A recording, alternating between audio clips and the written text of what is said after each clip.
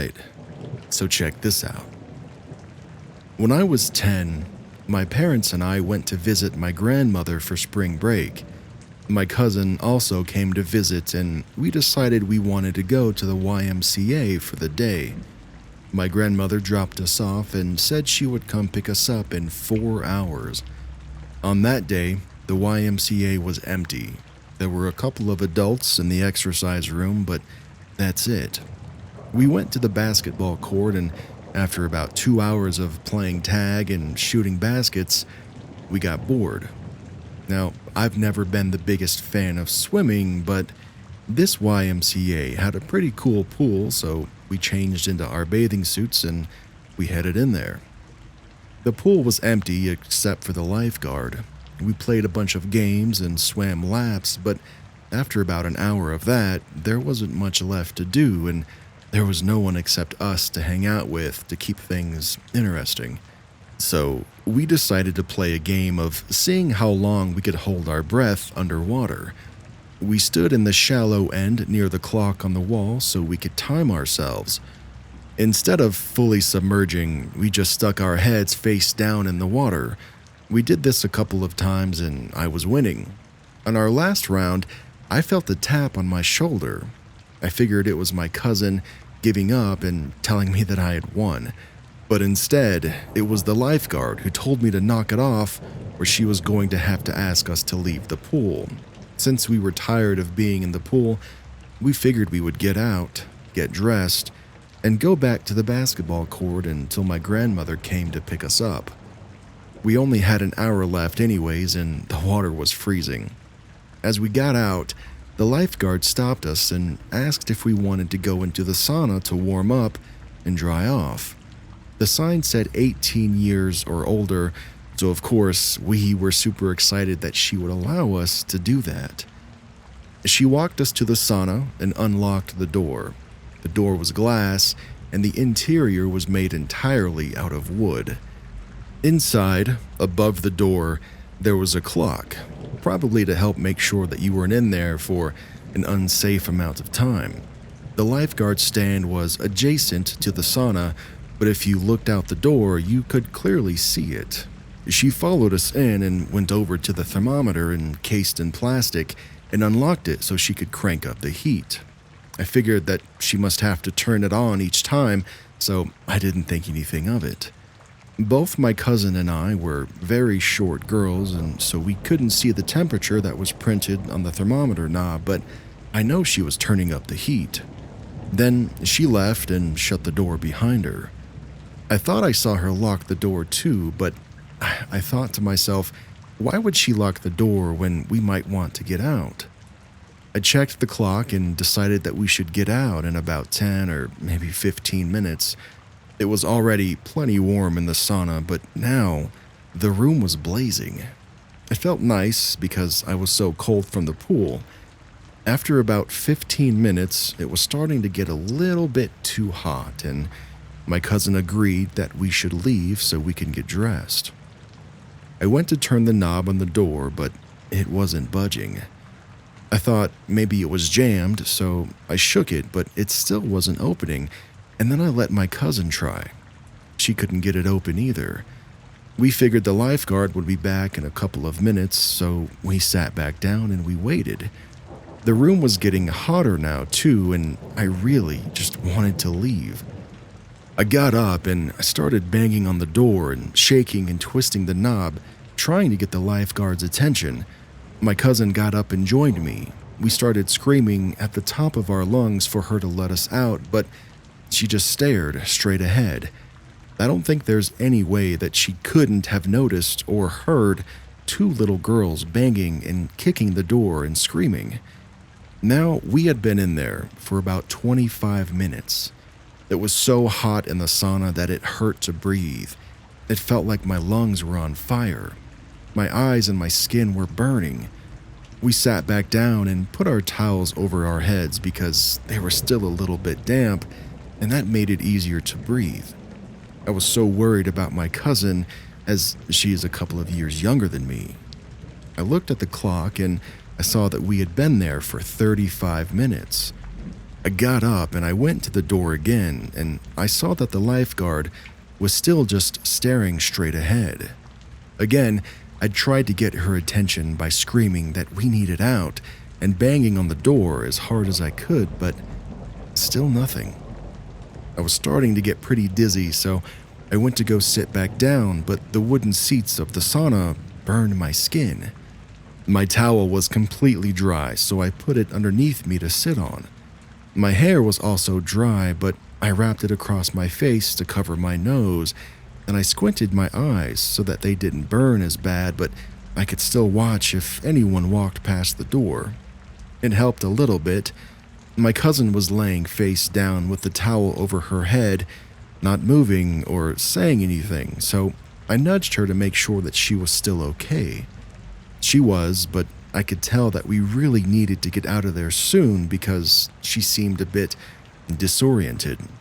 It's now been 45 minutes, and I was extremely nauseous. There was no way that the lifeguard would forget that we were in there and that she would have to come back soon, but there was this little voice in my head telling me that maybe she purposely locked us in there. Finally, a man walked past the door towards the pool, but for some reason, I just couldn't get up. My whole body was on fire and I felt so dizzy. Luckily, this man wasn't going to the pool. He wanted to be let into the sauna and came back with a lifeguard. I saw them walking this way and I immediately jumped up to grab my cousin. I knew now that for sure she had locked us in there because she pulled out her keys to unlock the door and to let the man in. I didn't want to take any chances of us being trapped in there any longer, so as the man was trying to walk in, I was trying to shove our way out. As we were going out, the lifeguard started trying to shut the door and to push us back in with it. The man was clearly confused about what was going on and said, I think I want out. The lifeguard let out a sigh and opened the door fully, and we ran away as fast as we could into the changing room. We only had about 10 minutes before my grandmother was supposed to pick us up. We were both so shaken by what just happened that we didn't say anything to each other as we got dressed or on the car ride home. When we got back to the house, my parents were making us dinner, and I told them the story of what had just happened. They thought that I must have been exaggerating, and they didn't believe me. I truly think that that woman was going to let us cook alive in there. The only bit of doubt that I have is what would have happened if we actually died. She obviously would have gotten the blame. What was her endgame? I'm 21 now, but I think about this interaction all the time, and when I'm in small spaces, or if I get too warm, I still have panic attacks. No one believes this story, and I get it. It's pretty absurd. I'm not sure if I'm allowed to ask for opinions here, but do you think that this could have been some crazy misunderstanding? Or do you think that she really left us in there to die? And why? Well, to the lifeguard at the YMCA, please, let's not meet again.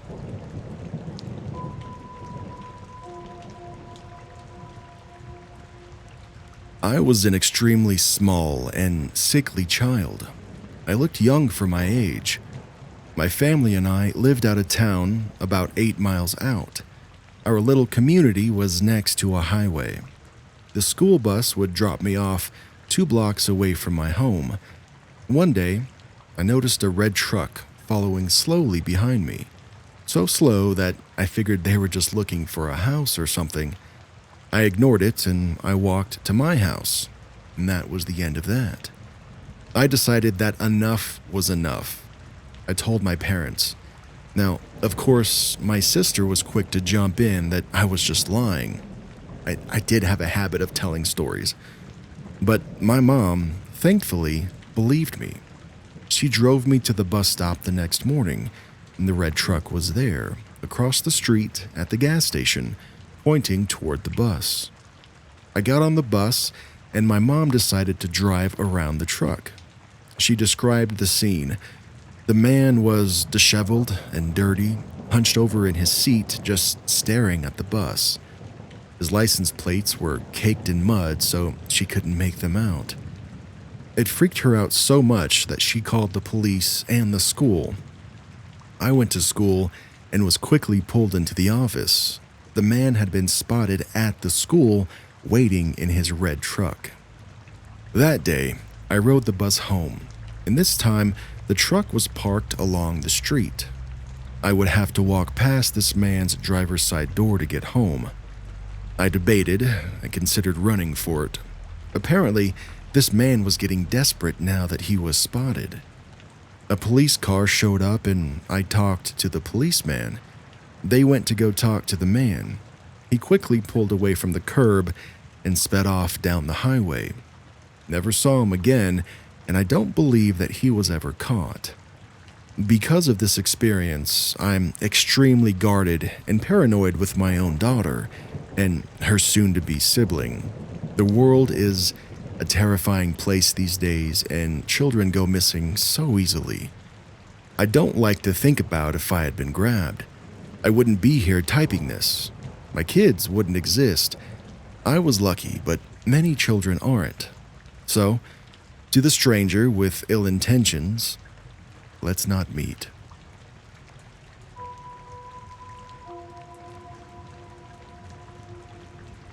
My friends went to Mexico for a vacation and asked me to house sit and to take care of their dogs while they were gone.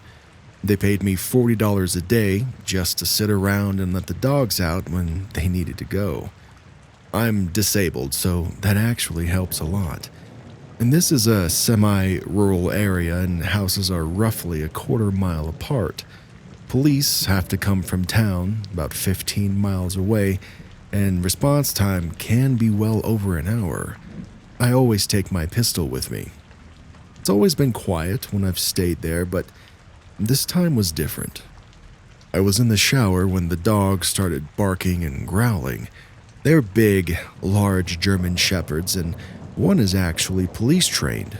The owners loan him to county as a drug dog, and if you tell him to be quiet, he obeys. But this time, the dogs didn't obey, so I was on high alert. I shut off the water and I looked out the window. I didn't see anything, but when I walked out of the bathroom, I saw a shadow go across the bedroom window. That's because they have lights around the house that stay on all night. I whispered to the dogs to hush, and they did. And that's when I heard a man's voice. I couldn't make out everything he was saying, but I did distinctly hear two words: come around. So I'm sure there was more than one person. I ran into the living room with my pistol, and I saw the door handle start to turn. I yelled, "I have a gun, and I will use it." And then I heard feet running away. I went to tell Siri to dial 911, and I got to the county sheriff pretty fast. She said there were two cars on another call not far away, but it would take about 20 minutes for them to get to me. That's better than the usual hour, but I was pretty shaken.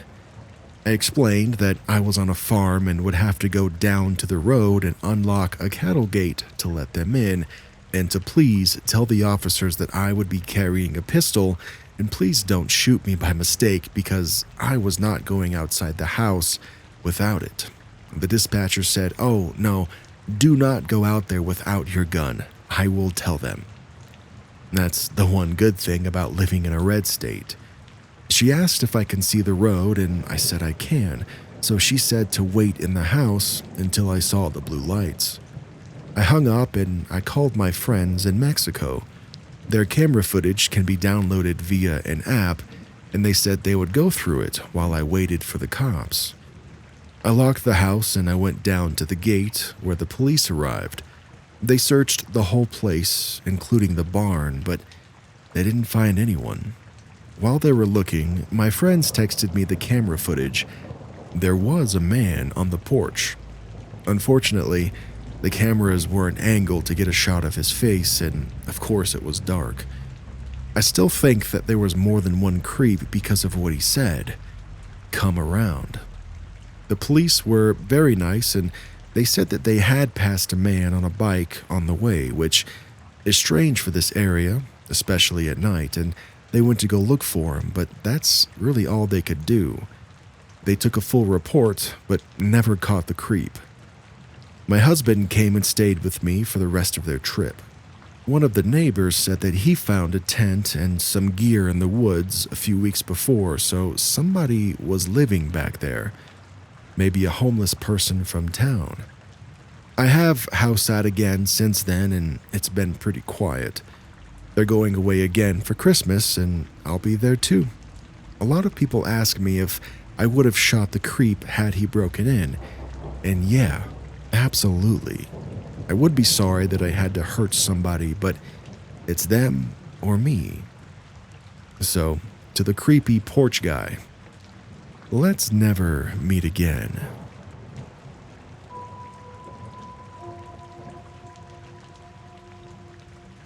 This happened to me the weekend of Halloween, and I personally don't like talking about it, but I've been told by my friend to share it just to get it off my chest. Me and a friend were invited to a house party just for college students in the richer area of town. So the house was huge with an acre of land and a pool area too. This party was themed to be a little naughty, so my friend dressed in a sexy nurse outfit and I dressed as a belly dancer. The majority of the party took place in the house and there was maybe like 70 people because the house was very spacious. So it wasn't too difficult to get around. I'm not much of a drinker, but I did have some juice that was available. Some friends pulled me and my friend over to take some pics, and I sat my drink down. After what felt like an hour of just taking pictures, I found my cup and I took another sip, not even worrying that I left my cup alone for so long. Then a man came up to me who looked to be in his late 20s, maybe early 30s. He said my boyfriend's name and said that he's been trying to call me. That's when I realized that I didn't have my phone on me. I have loads of respect for my boyfriend. We always make sure to stay in contact with each other, and since he had to work, I promised that I would contact him, but I had just forgotten. The man said it's urgent and said I can use his phone to call in one of the rooms. So, not thinking at all, I followed the man. If my boyfriend really wanted to call me, then I knew it would be something terrible. As we entered the room, I felt as if I had just ran a mile and I felt winded. The man closed the door behind me and sat me on the bed and gave me his phone. I started to feel more weak, like I just got a migraine and I just couldn't make the call.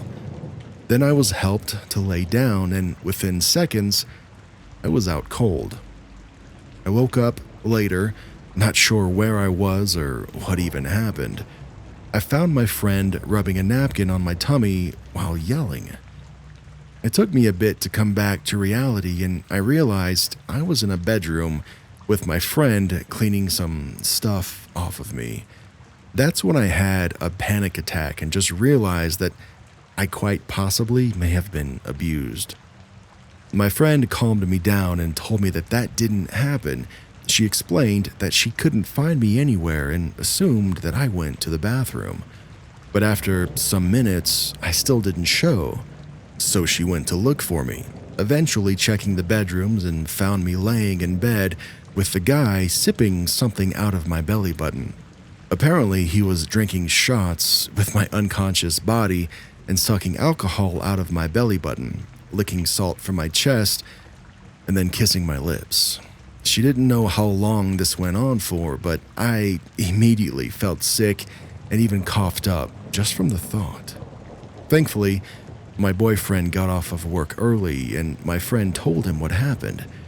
He picked me up while my friend asked around about the guy, but of course, no one knew of him or recognized him.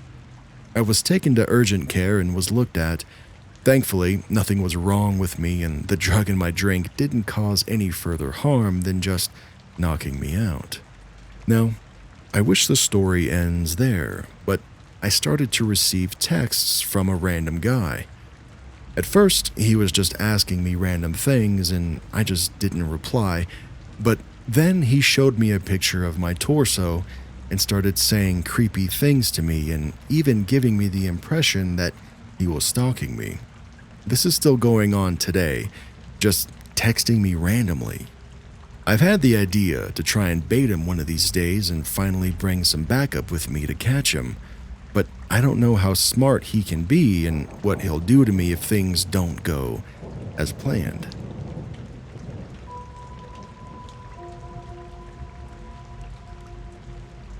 It was October 31st, Halloween.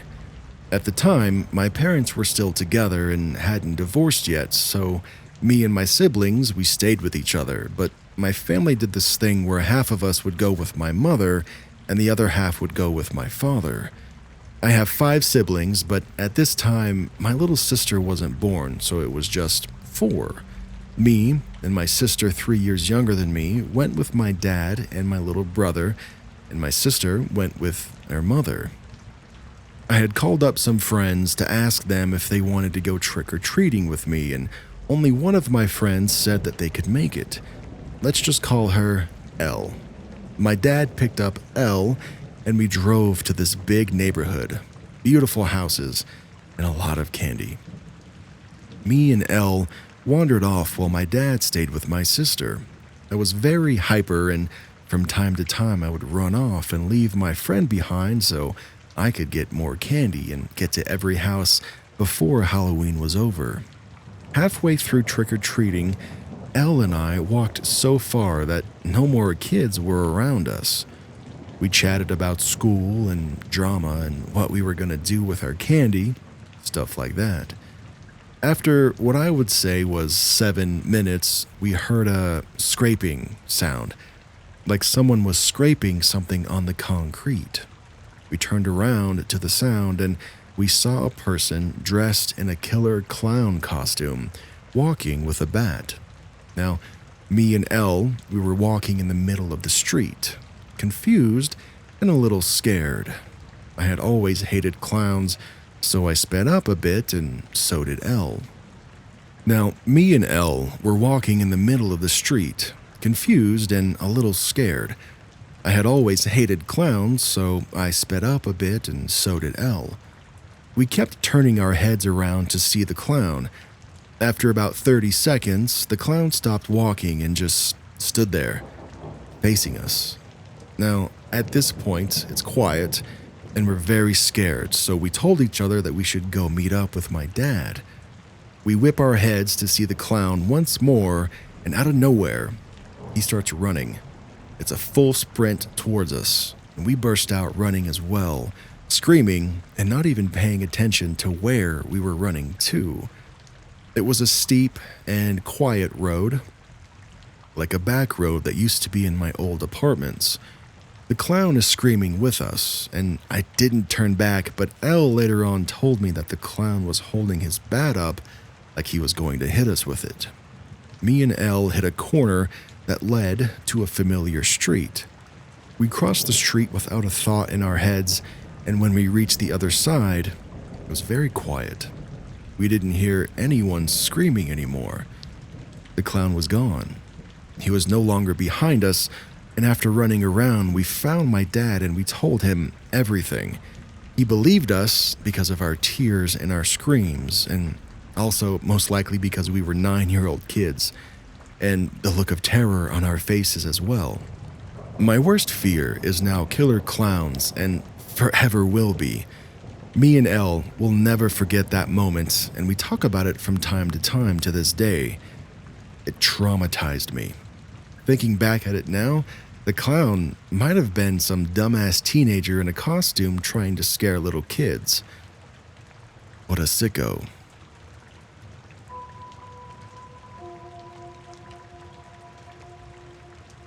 Let me start by saying that I don't believe, even after this, I don't believe in ghosts. My first apartment after college was a nice second floor, so there was only one way in. When you came in my door, there were steps that went into my place.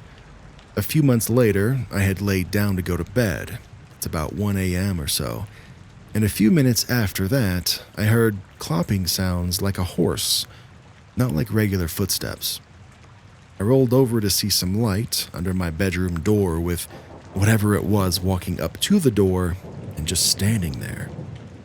Unfortunately, I was cleaning my gun in the living room earlier and forgot to bring it back into my bedroom, so I was laying there like, Jesus, what now? I'm not a scared man by any means, but I had the feeling that if I were to get out of bed and open the door, it wouldn't have been good. About 5 minutes later have gone by, and then whatever it was turned to the right and then stomped off. I stayed awake all night, and I waited until the sun was up all the way before I got up. My front door wasn't broken or ajar, so I went to the hardware store and I got one of those bar locks you put inside that makes it impossible to open from the outside. 2 nights later, I was woken up by the same sound, clomping like a horse. And for some reason, this time it had me far more terrified. The light from last time had an orange-red tint to it. Along with that, I could hear some heavy breathing, and after a few minutes, the doorknob started to be messed with. I had warned who or whatever it was that I had a firearm and I will use it if the activity doesn't stop immediately. And to this day, I swear I heard some kind of weird, deep, almost guttural laugh. I got the nerve to get out of bed and stand in front of my door about 6 or 7 feet back. I racked it to put one in the chamber, and I gave a final warning. Just for some clarification, the way my apartment was set up was that there was nothing towards the way I was facing, just a large wooded area, so I knew there was no risk of someone being hit, especially at around 2 a.m. this time.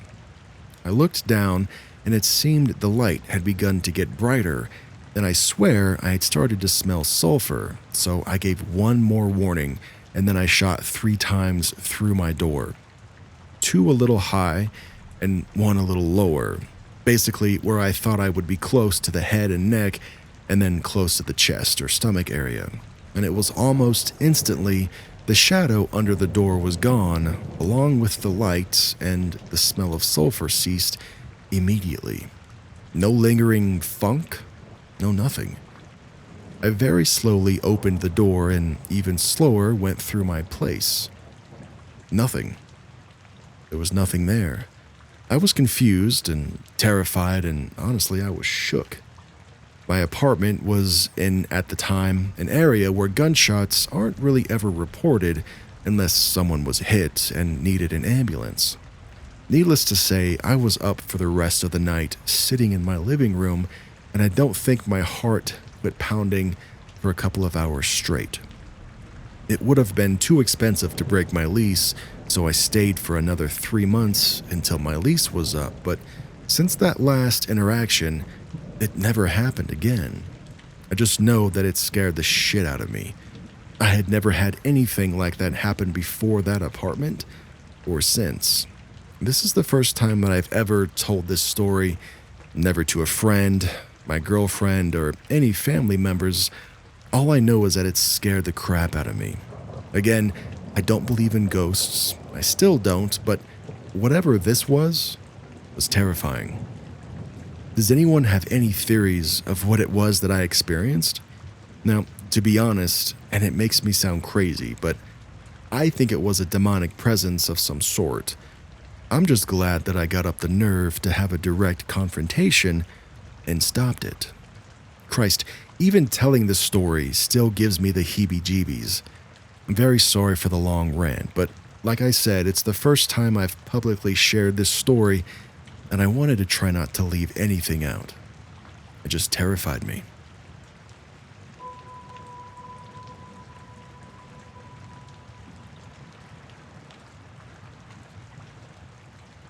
Alright, so check this out. This happened about 15 years ago. I was 21 years old and living in my very first apartment. It was a small bachelor apartment in a sketchy area.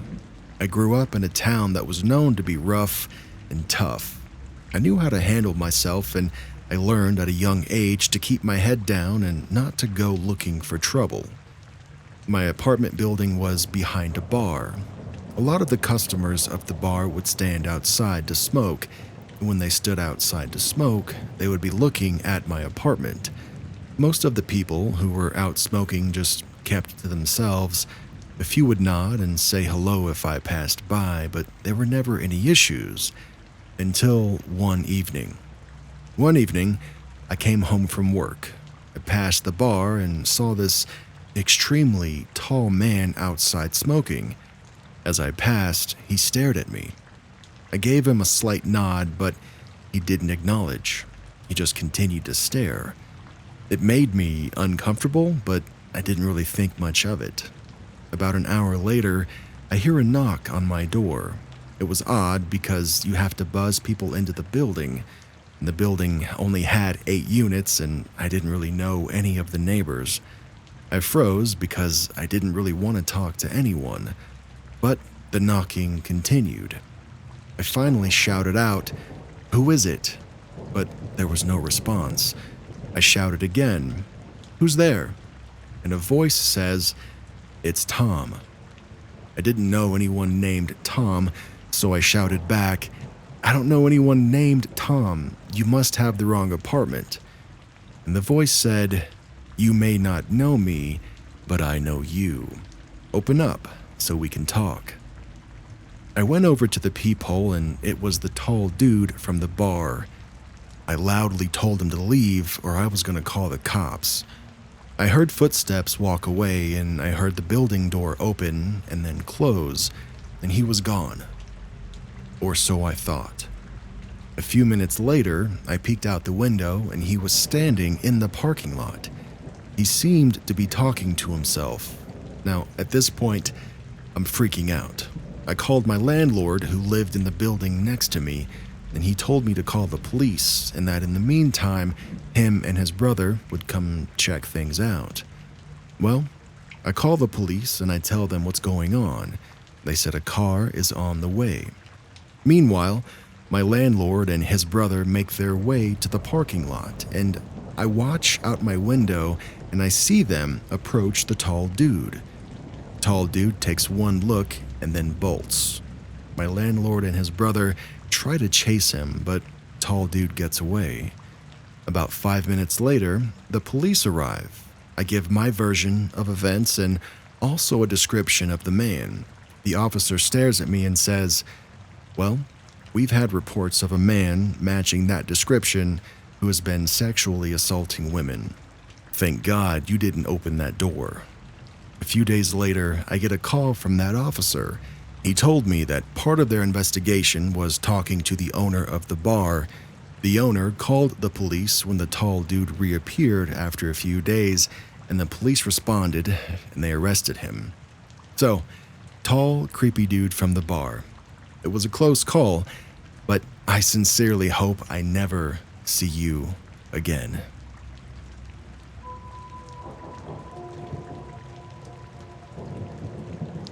Two years ago, I moved to the UK for university, as I always wanted to go there and I just wanted to get away from my parents, as the situation at home was beginning to become too toxic for me. In first year at uni, I moved into a student accommodation and I met some really great people. It was a good year, and without meeting my boyfriend, who I'm still with, and just enjoying my time away from my family and discovering what independence really means. Anyhow, as second year came by, I decided with some friends to move into a house rented by student accommodations, but at least we had our own house and we weren't restricted as much with noise and parties as living in a small shared flat like we were in first year. Now, here's a note. I had a ground floor room, and my window gave into a very small backyard in which I would go smoke every day, as I am a smoker, and in which there would be a very thin wooden door giving into the other side of the street, where you would put your bins and broken chairs at and blah blah blah. The door could only be closed and locked from inside the backyard, but since it was an old door, we had to attach some strings to keep it closed for good.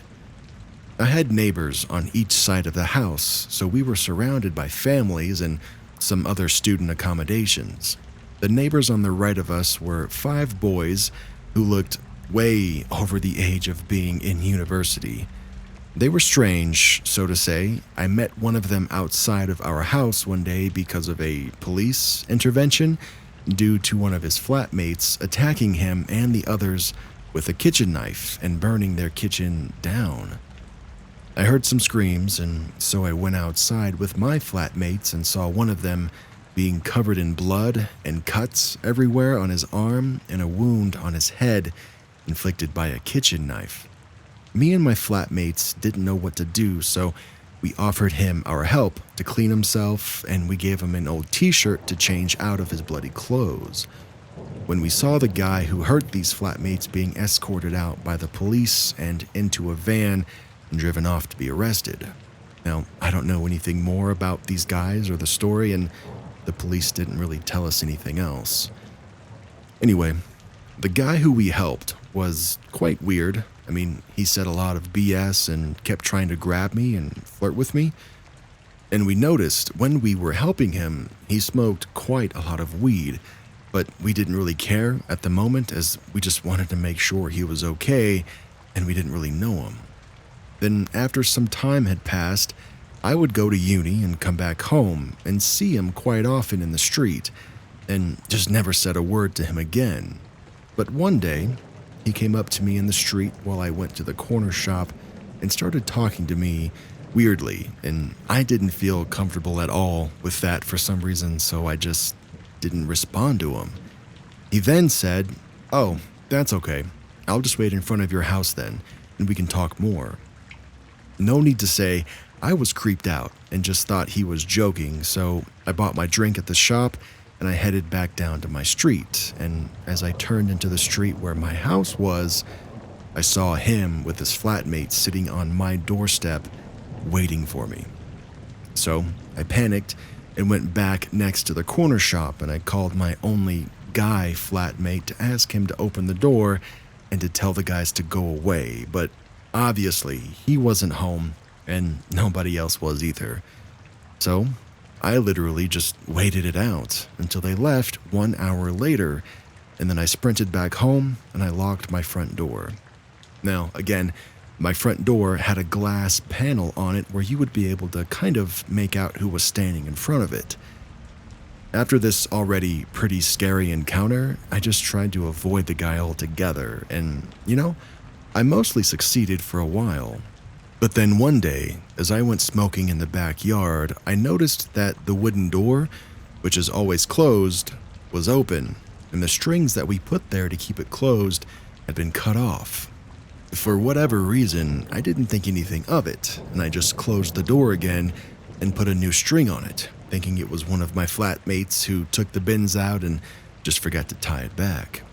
My weird neighbors would very often scream and yell and fight in their house, and it would wake me and my flatmates up in the middle of the night, but I guess we kind of got used to it after a while. But one evening, my boyfriend slept over like he usually did, and he, who usually never wakes up because of noise, woke up in the middle of the night because of a bang and some whispering. I was sound asleep, so he very silently woke me up, and we both just waited in the dark and listened for any other noises. Suddenly, we heard the wooden door bang. It just shot open and some footsteps next to my window. Now, I always had my window open because it would get really warm inside, so we both just froze. And then we heard the door leading to the backyard get shaken softly as if they were trying to get inside, but then they stopped. Luckily, we had the curtains closed so they couldn't see us, but we were ready to get dressed and get the frick out of the room and lock them in if they came in from the window.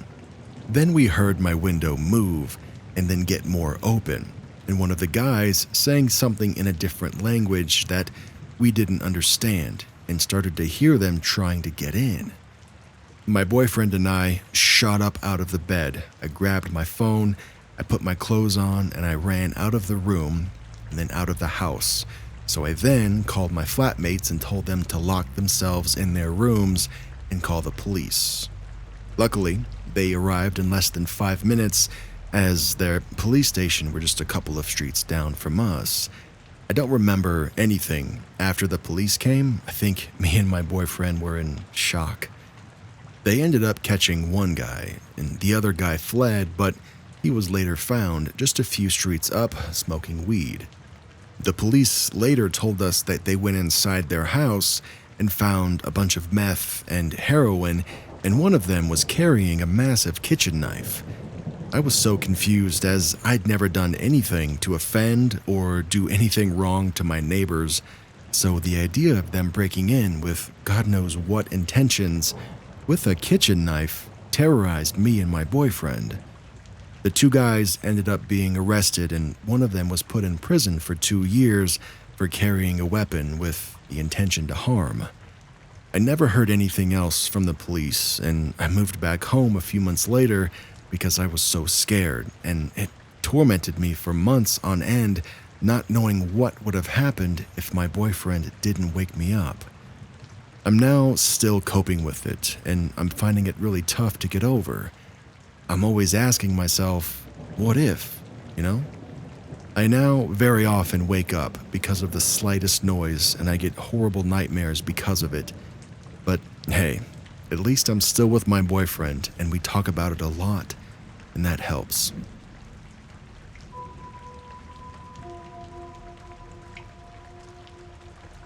I recently found this thread, so I thought I would share my experience. This happened when the Night Stalker show was really big on Netflix, so it was fresh in our mind because we were watching it. Earlier in the day, I was in my room with my dogs and my roommate when we thought we heard the door open. We didn't think much of it until my roommate left the room a few minutes later and started screaming, and the dog that followed her was going nuts as well. The front door was wide open, and somebody saw her and fled. They had been in our house and presumably heard us in the room chatting while doing who knows what. The dog ran the person off. We were really startled, but we figured that it was over, and we started locking the door, and that was that. But later that night, as we were watching the last episode of Night Stalker, we heard the doorknob jiggle. Now, it's like 2 a.m., so we paused and we looked at the door, kinda shook and confused. And when it finally registered what was happening, my roommate started to yell for them to go away and that the police were on their way. My dumb self isn't too fond of calling the police, so I hesitated, but then they started banging something against the door to try and break it down. I grabbed my roommate, the dogs, and my partner, and we all rushed into another room to put more doors between us while police were on the way. I also had to stop my partner from trying to go out with the sword because we didn't know what this person might have or be trying to do. Luckily, he couldn't break the door down before police arrived, and he finally fled. They caught him, and he fought, so he's in jail for a lot longer than he would have been. He admitted to the police that he heard women when he came into the wrong house earlier, but no man, so he thought he would come back to find a friend. They never found the weapon that he used on our door, and he won't say what it was, but it messed up the metal pretty badly.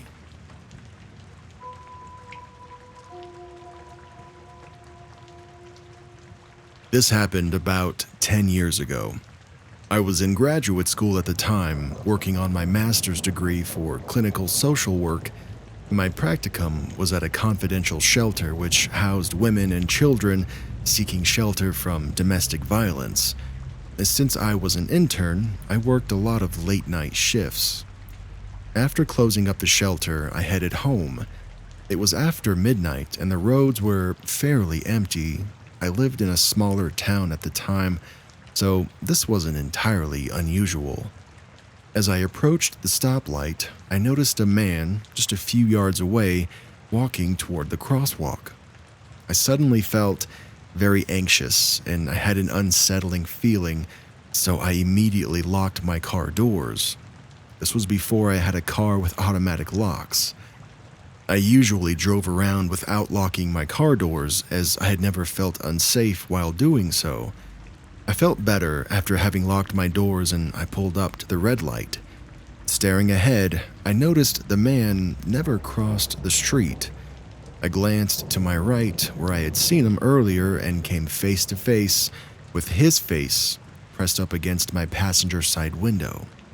I screamed, I honked my horn, and I told him to go away, but he continued just standing there, staring at me. Then he tried the handle of the door, without success. I continued screaming at him, honking my horn, and waiting for the red light to change. The man straightened up. He stepped away from the passenger side door and moved quickly to my driver's side door, again trying the handle, but no success. He stood with a wide stance next to my car as though he was lunging. At that moment, I thought to myself, hey, screw it, and I slammed the gas and I ran the red light. The man kind of stumbled when I did this, and I think I ran over his foot while I was escaping. When I arrived home, I woke up my husband to tell him and to call the police. The police never found the man, as by the time they sent someone out, he was already long gone. The police officer did commend me, though, for running the red light, and as well as for potentially running over his foot. So, to the creepy man who tried to get into my car in the middle of the night, let's not meet.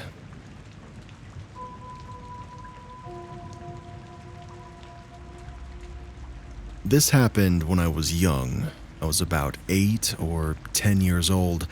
I remember it perfectly, but I've confirmed the details with my mother, and the memory of it still sends chills down both our spines to this day. It was broad daylight on a Saturday, and I was in the town center with my mom. The streets were busy and people were bustling past. We paused at a shop front that sold ornaments, the ugly, old-fashioned kind that old grannies like. We'd often stop to look at them and laugh at how expensive they were, wondering how that place even stayed open. I was a real chatterbox as a kid and was talking very animatedly to my mom about something or other, facing her as I did so. Like it was yesterday, I remember her smiling face and how it suddenly dropped. Her jaw hung open and her eyes were as big as dinner plates. She just stared at me silently for a few seconds, then grabbed my arm and pulled me away. Her fingers were digging into my arm as she dragged me into the crowd, walking as fast as she could without running. Me, being that kid, I squealed and loudly kept saying, "What are you doing? Ouch, Mom, you're hurting me. That hurts. Where are we going?" while trying to stop her. Well, she gritted her teeth and silently dragged me for about 3 streets before stopping somewhere less busy for a second. It was only then that she let go of my arm, rubbing it and looking extremely upset. Looking me dead in the eye, she explained that as I was talking outside the shop, she had noticed an old man stood behind me. He was dirty and disheveled, like the horror movie stereotype of a creepy old man. I had long, pretty hair as a girl, and people stopped us all the time to remark on it, especially when I wore it loose. This old man had very gently lifted a handful of my hair in his hand, and he was smelling it. He was tickling his nose as he did so. I was so clearly absorbed in telling my story that I hadn't even realized I was being touched. My mother made eye contact with the man as he opened his eyes while inhaling the smell of my hair. He gave her an absolutely nauseating, toothy grin, quickly dropping my hair and waving at her, waggling his fingers all cutesy-like. Whoopsie, you caught me. With that vibe, clearly knowing exactly what he was doing. He then disappeared into the throng of people moving past. My poor mother immediately felt sick and just went into autopilot, dragging me away as fast as she could in the opposite direction. I didn't even know how to react when she told me what happened, except to be horrified and so glad that we had gotten away safely. I still walk past that shop, and the memory of my mother's haunted expression makes me feel ill. So, creepy old man, let's not meet ever.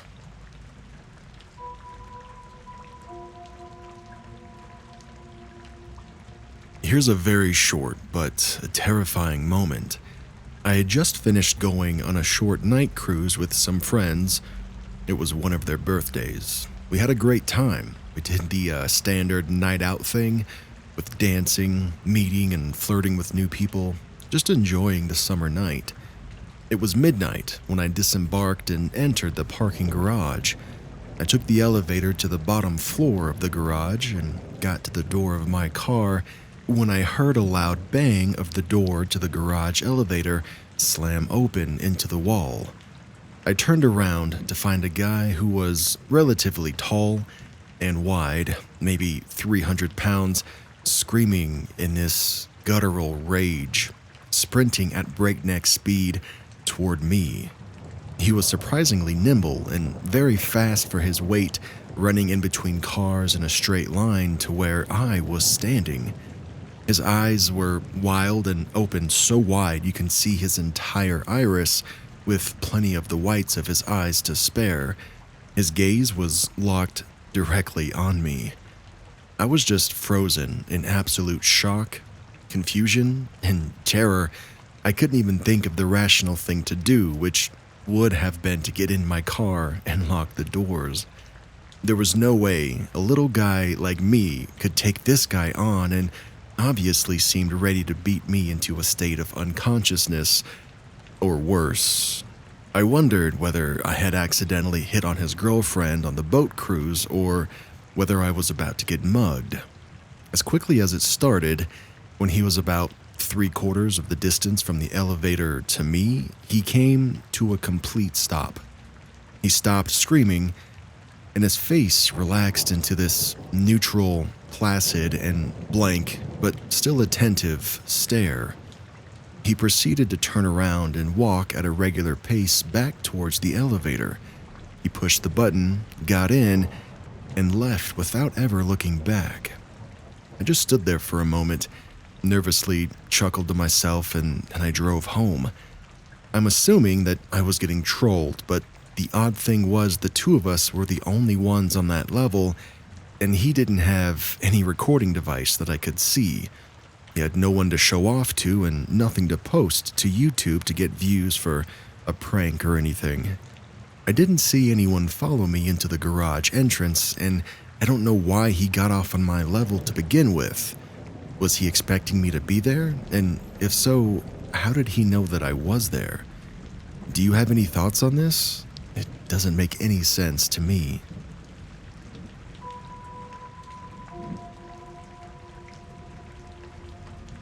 So, I'm 16 years old, 17 in 1 week, and I haven't had many interesting things happen to me that are worth talking about, but I wanted to share this experience of my mother's that she had while she was in college.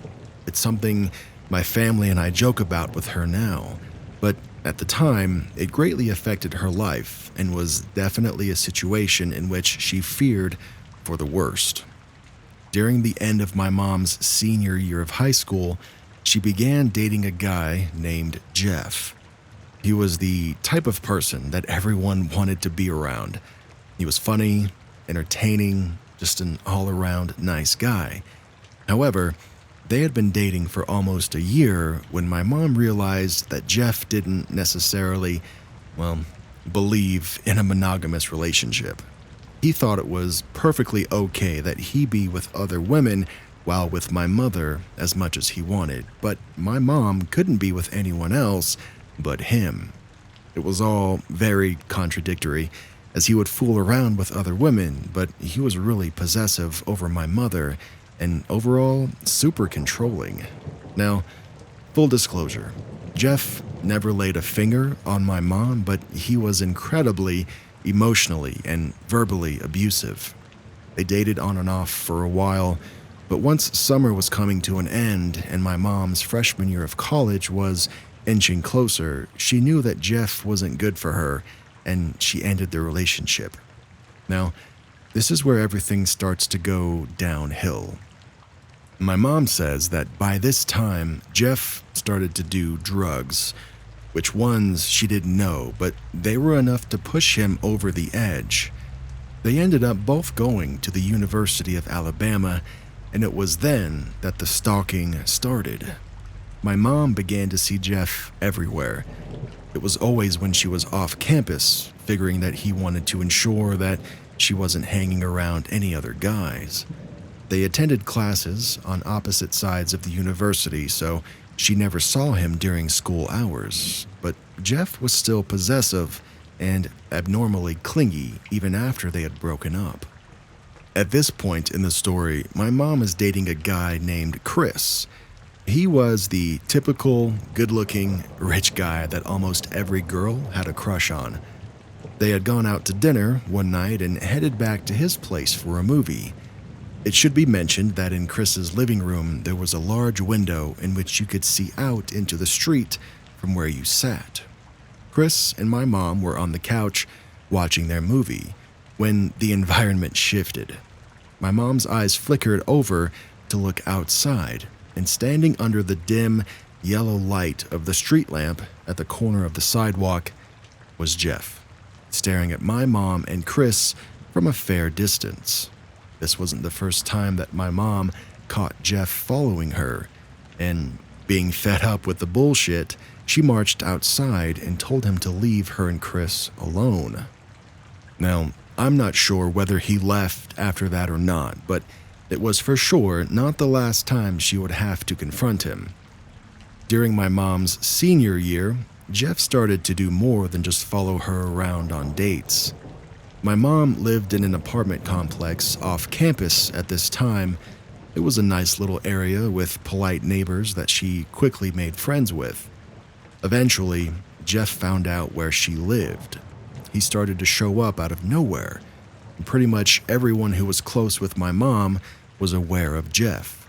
She told me that she would be chatting with her neighbors in the apartment complex's courtyard when they would point out Jeff staring at her from outside the gate. They joked about it with her to ease the tension, but they knew how serious it really was. Jeff, at this point, started to become somewhat of a threat to my mom. On one particular night, my mom's roommates were not in the apartment with her. She didn't exactly know where they were, but she knew she would be the only one in the house that night. Her room at the time wasn't really dark. The curtains that she had covering the windows didn't do much, as the light from the outside would still seep through. My mom has always been a very light sleeper, usually never getting a good night's rest as the slightest movement or sound wakes her. That night, something alerted my mother enough to disturb her sleep. Her eyes adjusted to the slight darkness, and almost immediately, she noticed the figure of a man standing at the foot of her bed, peering over her body as she slept. My mom knew it was Jeff instantly, and she screamed angrily at him to get out of her house. Startled, she jumped from the bed, finding a window of opportunity to escape as Jeff began to move to the other side of the bed. My mom ran out of the complex, opening her front door to find two of her neighbors were already there. The walls of the complex weren't thick at all, and so the screaming was able to get their attention. That was the night she finally called security on him. My mom told me that she lived on the first floor but still has no idea how Jeff broke in or how long he was standing there and what his intentions were. However, that wasn't the only time he broke into her apartment. Sometime later, my mom came home with her roommates after a night out, and she was pretty drunk, and so she didn't even make it to her room, passing out on the living room couch. She stirred awake after a few hours of sleep, and feeling dazed, she noticed the silhouette of a person, once again standing still in her kitchen.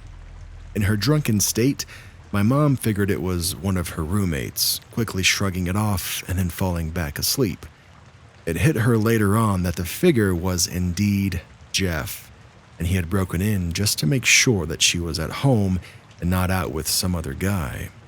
Jeff had broken into her house more than just those 2 times, though, mainly when she wasn't home, and it angered him when he realized she could have been out with a guy that wasn't him.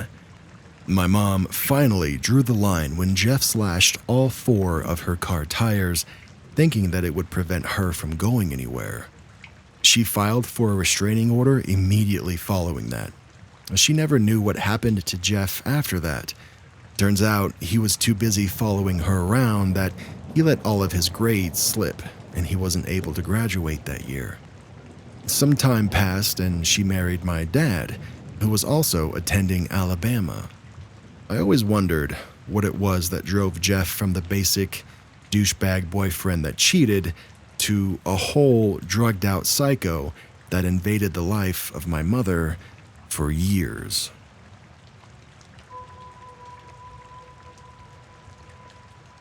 Alright, so check this out. This was just a few weeks ago. Me and my friend took up the hobby of exploring abandoned buildings and urban exploring in our free time because we just found it to be fun and interesting. We're from Long Island, New York, where MS-13, the deadliest street gang in America, mainly operates out of some of the towns here. I was browsing around the internet for nearby places to explore for fun when I came around to the Pilgrim State Psychiatric Center in Brentwood, New York. We didn't put much thought into it and we just went. We parked in a parking lot from a good distance and started to walk through the woods to get there. I had done this before with other places and had never had this strange feeling before. Just the walk over, I felt uneasy like I never have before. There was trash everywhere and dirt mounds that seemed like they could have been dug up. We finally came around to the building, which was conveniently easy to enter. When we entered, we were greeted by dirty mattresses that seemed to have been placed there on purpose. We didn't talk to each other about how we felt because we didn't want to seem like wimps, probably. We went through the entire building, seeing many mattresses and old shoes. We got up to the top, and of course it had just gotten dark out and we had a long walk back once we got out. We go back to the bottom of the building and we lose our way. The only way out was walking over a plank over an abyss. But that isn't the bad part. We crawl out through a window and start walking along the road to get back to my car. 2 cops see us while they're driving around and come over to talk to us. "You really shouldn't be going in there after dark," they said, and they let us go. We laughed it off and got back to the car. My friend called his cousin to tell him about what we did. He told us that MS-13 operates out of there and that we're lucky to be alive. I look up Pilgrim State Murder, and sure as heck, I see that multiple teens have been murdered there and in the woods where we walked through initially. Cops had dug and searched the woods before to find missing teenagers, so I connected the dots between that and the mounds of dirt that I saw before. I went to bed that night shaking about the thought that I could have been killed for entering their territory. If you want, you can look it up. It's Pilgrim State MS-13 Brentwood or something like that. So, to MS-13, please, let's not meet.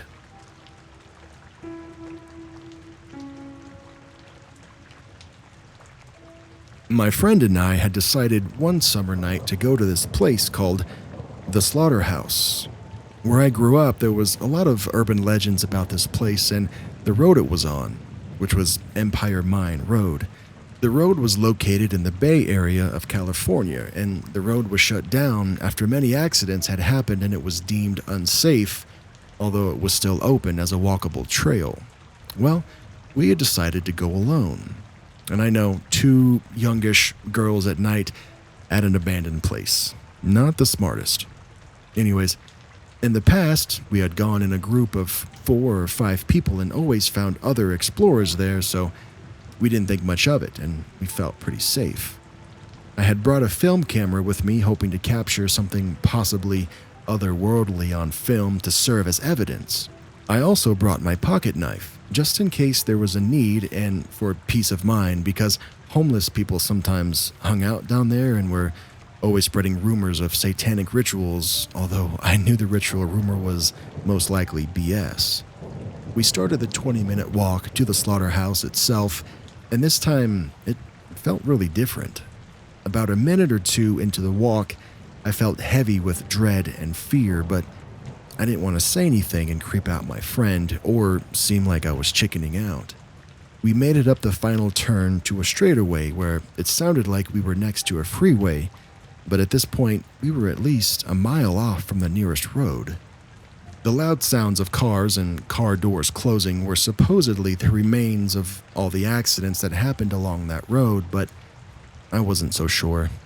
I just figured sounds were being carried with the wind from faraway freeways and roads. We made it down the final stretch and we hopped the fence and we were on the property. The place was very different from the last time. It looked as if it had been burned and the buildings were blocked off by rubble, so there wasn't really much to do. I walked to buildings I had photographed at a previous visit for comparison and began joking to my friend as I started feeling a bit more comfortable. I don't remember what I was exactly doing, but I turned my back on the building. My friend stared at me and dead seriously was like, "Come here now." And I walked over. I said, "What's the matter?" Apparently, she had seen a dark figure with red eyes behind me.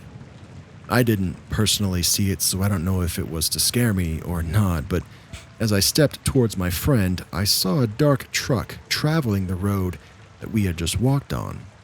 This was really weird because the road was gated off, and we parked in front of the gate, which meant no one can come through without actually moving our car. And our car hadn't been moved, so it would be nearly impossible for a car to get through the gate. The truck was dark and barely visible with no lights on, and it didn't make any sound like road or engine noise at all. This dark truck pulled up to the gate that we had hopped, and we heard yelling to "Get off my property." We couldn't see anyone in the truck, and it was barely lit up, like I said. As soon as it was there, it was gone, and with no sound either. Neither of us saw a gun, but we both swore that he had one. It was like, let's get out before whoever or whatever comes back. I nearly ran the mile back, and I'm not somebody to run. Once we hit the final stretch, I could see what looked like police lights. We told each other to just remain calm and we'd be fine. Once we got there, the police greeted us politely and we returned the politeness, hoping to score some points. They said that they had received a jumbled up call that was very odd, but what they caught was that there were people on the road. They seemed to be confused by the call as we were. My friend had said we were just walking the road to see the place at night and never actually hopped the fence, and thank God they believed it. After a few insulting remarks of us being two females on a road at night, we were on our way. We stopped at a well-lit gas station to catch our breath and agreed we'd never do that again. I no longer lived near this area, but after that I swore I'd never go back, certainly not at night. I still think about this night, and everything that happened perplexes me. I told myself that it was just the owner, but it just doesn't make sense how they could have gotten through our car and that gate, and the confusion that the police had as well. I don't know, man. In addition, many of the photos I took turned up pitch black, even though I had flashlights and my flash on. I had a few develop and looked normal, but I just chalked it up to being bad film. But the same thing happened with the pictures I took on my phone as well. Overall, this experience puzzled me.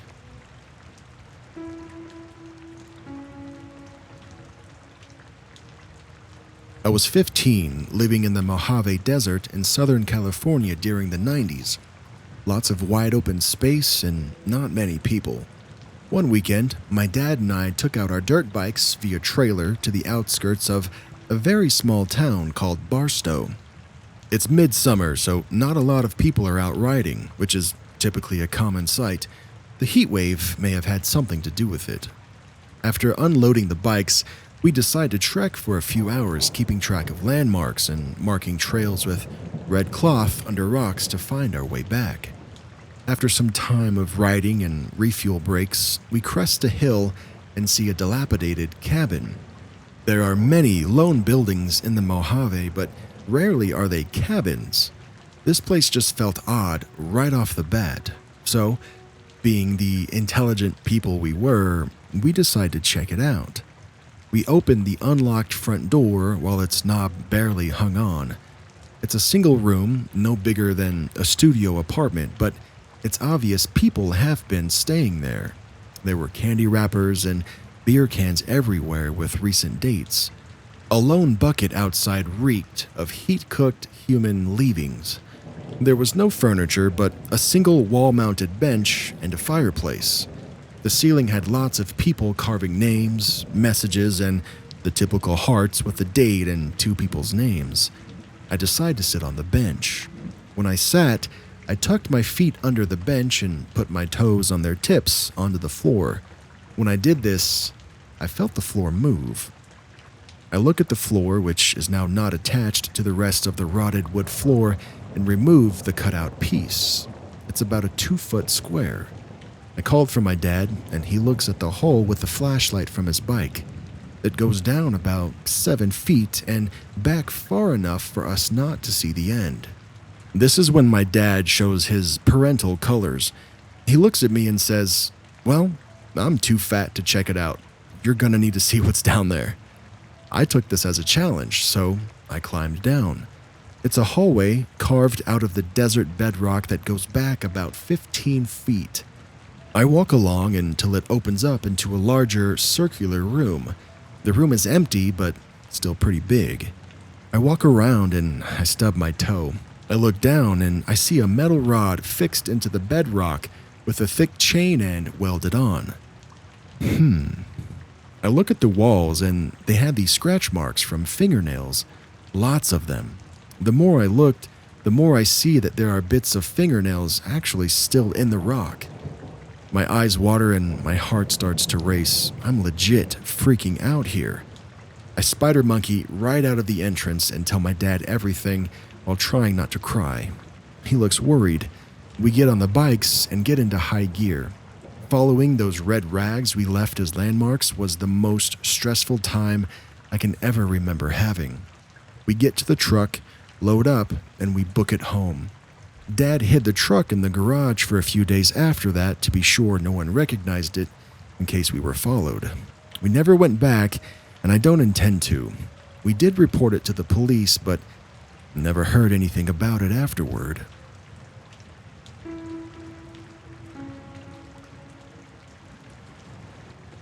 In high school, my friends and I knew this guy named Gene.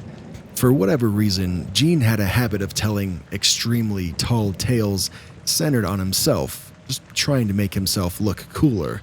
The most repeated one was his claim that in a nearby ravine, a coven of druids practiced and were schooling him in ancient magic. He always played them straight, as if they were unquestionably true. He never had any evidence. They were always said in a matter-of-fact way, as though they didn't need evidence because they weren't the slightest bit unbelievable. Yeah, I'm a druid. A real one, so? Like that. While taking a walk one night, I happened upon a construction site. Being heavily into urban exploration, I explored the heck out of that site and, upon leaving, I tipped their porta potty. I was still a bit immature and, I don't know, I thought it was funny. After that, whenever I found one, well, over it went. One day, I told some friends about it and Gene, ever the showman, chimed in with, "Oh, that's nothing. I like to burn them down." Arson was most assuredly not our thing, and we knew Gene was full of bull, so we were surprised when, calling his bluff, he offered to prove it by showing us the fruits of his labors. 5 of us piled into the car, only one of us had a car, and followed Gene's directions. The site was in a rural area with lots of big hills and dense forest, common in the Pacific Northwest. At a sharp elbow on a 2-lane road was a gravel turnoff, leading maybe 100 feet into the woods to a gravel parking lot. This was the starting point for a number of hiking trails. There were no lights there, and the street light out on the road didn't show much through the trees. There weren't any other cars there. One of the trails began past a gate that was designed to keep off-roaders off the trails, and it took a sharp left from the back of the parking lot. The porta potty had been about 30 feet or so up the trail, and on a later visit by day, we found out that Jean really did turn it into a puddle of blue goo. That night, we didn't get there. We had a couple of flashlights and we all started up the trail as a group. As far as I can recall, we never heard any noises, animal or human. We got about halfway to the spot and then all of us stopped walking. Somebody whispered, "Do you feel that?" And we all bolted down the trail, piled into the car, and got the hell out of there. Once on the road, we compared thoughts. I felt what everyone else did, the deepest, most intense raw fear that I've ever felt. It was like we suddenly faced impending death. It clearly indicated I need to leave right this instant. I can only guess there might have been a cougar or something, as they've been known to attack hikers, but we didn't see or hear anything. I've read that if a little voice in your head tells you to do something, it's usually a good idea to listen. Part of me wonders if Jean's porta potty fire pissed off some forest spirit or something. I've been back to that trailhead a few times during the day to show friends where this happened. I've also brought a friend who's sensitive, as they say, but they didn't pick up any vibes.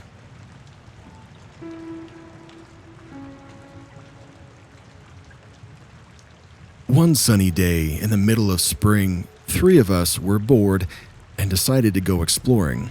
We headed down an old canyon road.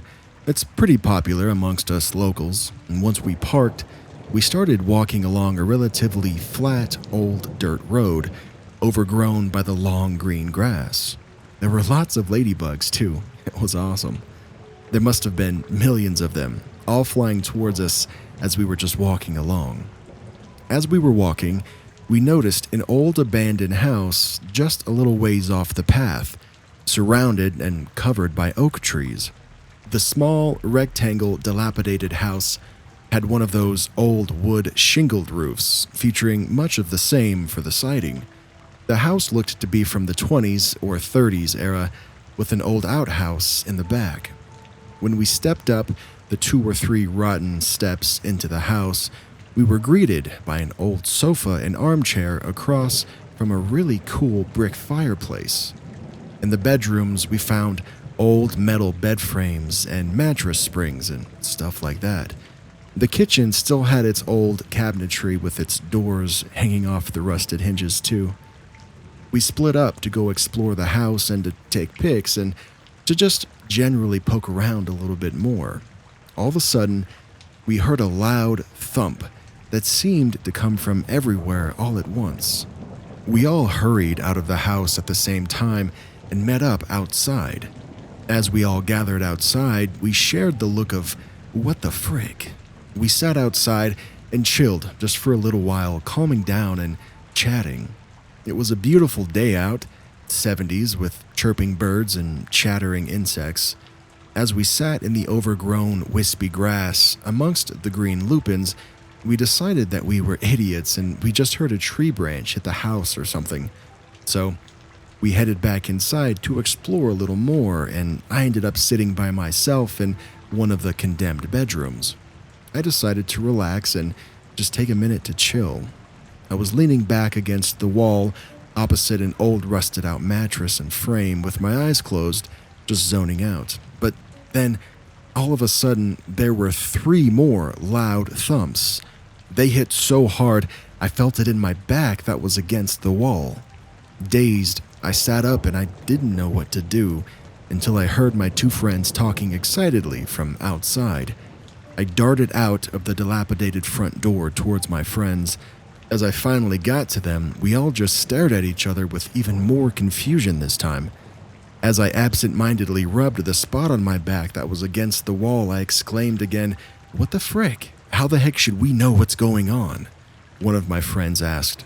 Like we said, it's just a freaking tree branch or something. So we all sat down, feeling defeated by this spooky old house, but yet, once again, we all ended up heading back inside so our friend could finish taking some pictures. My friend and I just hung out in the living room and with the old dilapidated brick fireplace. We checked it out to see if maybe we could find an old stash spot behind one of the bricks or something. And we were busy with this for a while until we both looked up and realized that it was starting to get dark outside. We looked at each other and we were all like, what happened to our buddy? So we start calling out for him and going room to room looking for him. We finally found him sitting outside, sitting in what was once a flower garden, still sprinkled with daffodils here and there, amongst the tall grass. Dude, didn't you hear us calling you? You're only like 50 feet away from the house. He said, no, I was actually out here calling for you guys. We all just thought it was weird that we didn't hear each other. After that, we all decided to start walking the 1.5 miles back to the car. Just as we were all standing up and gathering our stuff to leave, we all hear this at the same time. We hear the distorted sound of one of those old rotary telephones ringing. It sounded like it was coming from the house where the living room would be. We all stood there, frozen in place, looking at each other with wide eyes. Naturally, my friend that had been taking all the pictures was all, "Shoot, I must have left my camera inside the old house." After a couple minutes of arguing over who was going to go get it, we all just decided to go back in together. When we were back inside, we realized it was getting pretty dark inside too, so we told them to hurry up. I stayed back in the forlorn living room while they all went off looking for the camera. As I was standing there waiting for them, I thought I heard a soft rustling sound coming from the ancient brick fireplace just behind me. But when I turned to look, there was nothing there, so I just figured it was maybe settling or there was a critter or something. Just as I turned back around to walk towards where my friends were, a freaking brick from the fireplace went smashing into the wall right in front of me. Of course, I screamed at the top of my lungs and went running outside, screaming to my friends to get the hell out of there. When my two friends finally came outside, they looked at me confused and asked, "What, did you get a spider on you or something?" I relayed to them what had happened, but they didn't fully believe me at first. When I was practically crying trying to convince them, they finally relented. We all agreed that that old house for sure felt very creepy. So we all three quietly began making our way back to the old dirt road and out of there. On our way out, my backpack strap came loose, and as I took it off to set it down to fix it, I happened to glance up and back toward the old house, and I saw what looked to be a dim, flickering light that appeared to be a candlelight in the main living room window that was facing us. I excitedly told my friends to look, and they saw it too. In the end, back at the car, we all just figured that maybe it was a homeless person living there or something. But then again, I know I was completely alone in that living room. There was nowhere for anyone to hide by that fireplace. And what about the distorted sound of that old telephone ringing? Alright, so check this out. This incident happened about 5 years ago. This is a story that I never really tell anymore because most people are either uncomfortable hearing it or make well-meaning comments about what I should have done in this situation without really understanding how differently your mind works when you're experiencing absolute panic. But you guys seem to get it, so here's my story. I was living in a relatively nice apartment in downtown Memphis, working as an ophthalmic technician. I arrive home from work at my usual time. It's about 4:30 in the afternoon. I unlocked my door and I went inside. I set my phone, my wallet, and my keys on the kitchen island, hearing my heavy metal front door swing shut loudly behind me, and began taking care of some errands around the house.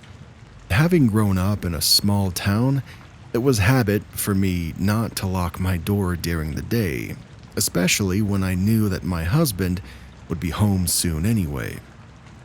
But I've never forgotten to lock my door once in the 5 years since this day.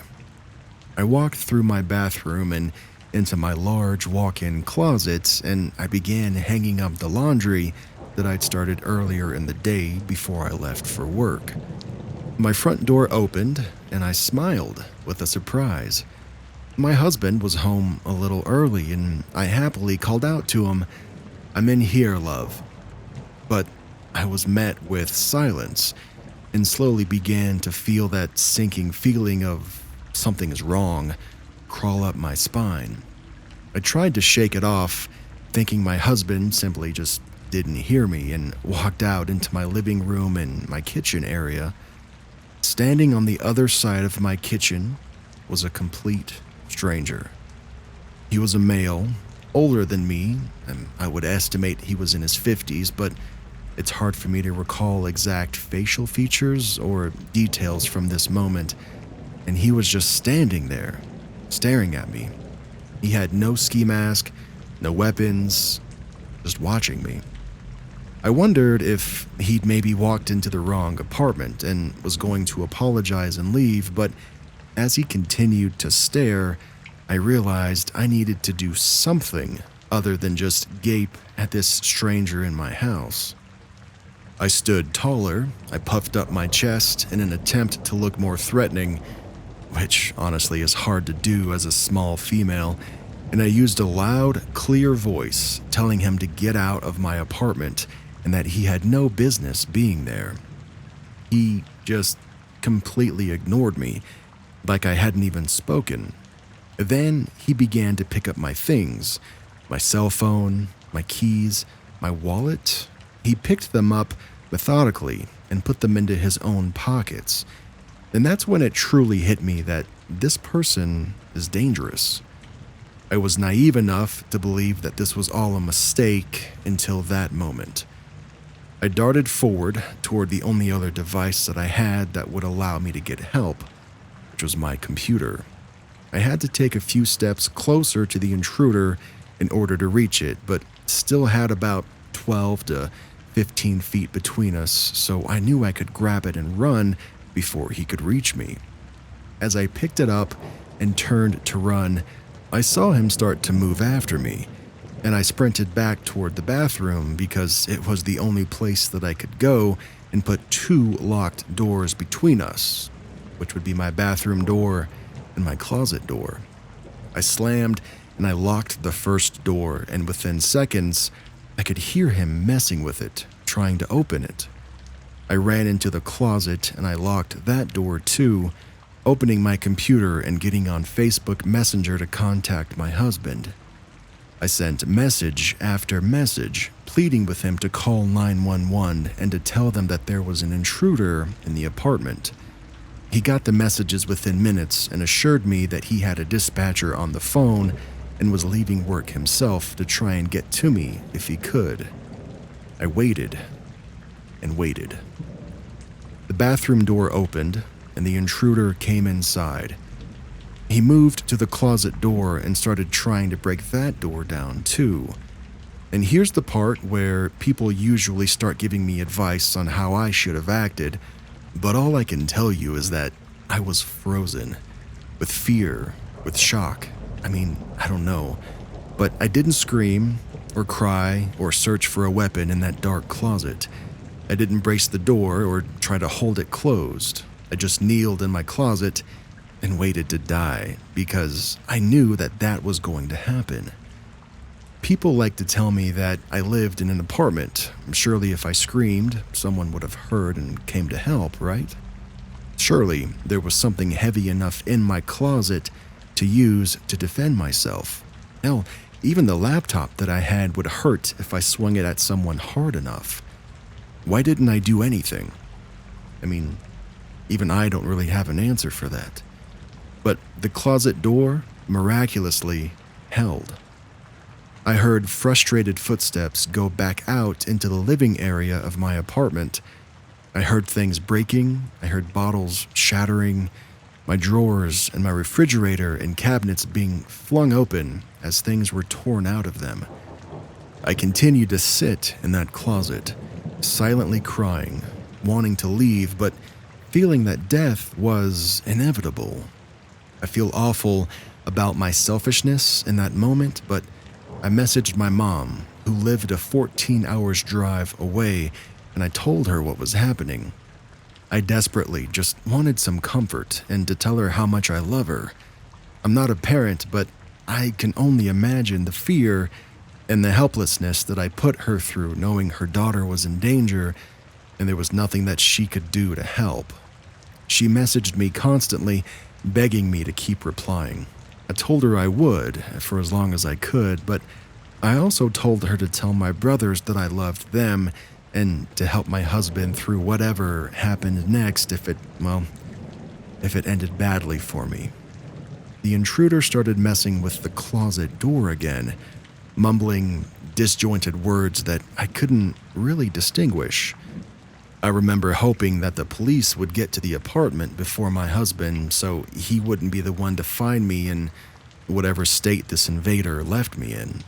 The front door opened again, and it was my husband shouting for me. The intruder walked out towards the living room and kitchen area, which is where my front door was located, and I opened the door and I darted from the closet to find my husband on the ground with him, pinning him down in place. The man kept mumbling and at times yelling, but never really put up much resistance. Now, this entire part is a blur for me. I remember feeling like the room was spinning, filled with fear, mostly for my husband at this point. Eventually, the police found the apartment. It took them about 25 minutes to arrive, which still blows my mind. I know time seems to move slowly during scary situations, so I thought it was less than that, but from the time my husband dialed 911 to the time officers arrived, it was 25 excruciating minutes. This isn't intended to bash them in any way, it just always seems like there was an unusually long response time for a home invasion. They got my things back from the man and they took him out of my apartment. I numbly went through the process of filing a police report, telling them what happened, and one of the officers commented that I really should keep my door locked at all times. I remember feeling like he was being insensitive at the time or blaming me for what happened, but later recognized his words were coming from experience. I'm sure he's seen the situation end differently for other women. Within 30 minutes, the scariest incident of my life was over, but I've carried the fear, the violation, and the anxiety of having someone intrude into my space for years. If it happened to me once, it could happen again. If you've made it this far, thank you for listening. Now, please consider continuing because this isn't all doom and gloom. If this or something similar has happened to you and you're still struggling with the aftermath of it, the sleepless nights, the laying awake listening for sounds of forced entry, the nightmares, the constant checking and rechecking of your locks, this is what eventually helped me. A year after this took place, my husband and I moved to the Midwest for his job. We selected a safe town with a nice apartment complex, and we chose a third-floor apartment with only one point of entry.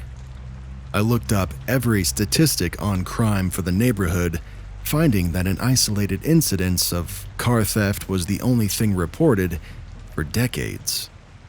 And I still couldn't sleep at night. It was definitely better than staying in the same apartment in Memphis, but my husband works night shifts now, and I simply couldn't continue being terrified to sleep at night. I realized my biggest fear wasn't that something could happen again, but that if it did, I was just as unprepared now as I was then. I hadn't changed anything. Well, other than locking my door, and I knew I would likely freeze up again and leave my life up to being able to hide well enough or having a door hold long enough to save me. And, well, that was unacceptable. I walked into a martial arts school with an excellent self-defense program. I introduced myself and I started taking classes. At first, I was quiet. I was hiding in the back of the room and generally keeping to myself. My instructor, who was both incredibly kind and incredibly insightful, slowly built up my confidence and brought me out of my bubble of fear. After several months of training, I finally shared my reason for taking classes with him, and he's worked with me tirelessly to give me the ability to protect myself in any environment. I've been training for years now, and the difference it's made in every aspect of my life is really just unbelievable. The meek, quiet girl that waited to die in her closet doesn't exist anymore. I'm confident, I'm strong, and I'm worthy of living and protecting myself in my home. I'm no longer ashamed of how I handled the situation that I was in, but I also understand what steps I can take to ensure that I'm safe going forward. It wasn't easy, and it didn't happen overnight, but it was worth it. Now, I recognize this might not be a solution or an option for everyone. Your experience is valid, and however you decide to cope with your own story is the right choice for you. This is how I happened to do it, and it's worked well for me. Thank you again for listening. I'm a little afraid to share this because I'm not sure how people will respond, but maybe doing so will help someone else that's feeling alone with this. And the person who submitted this story says, if anyone is struggling with their own story and wants a kind ear to listen, she's here. Stay safe out there.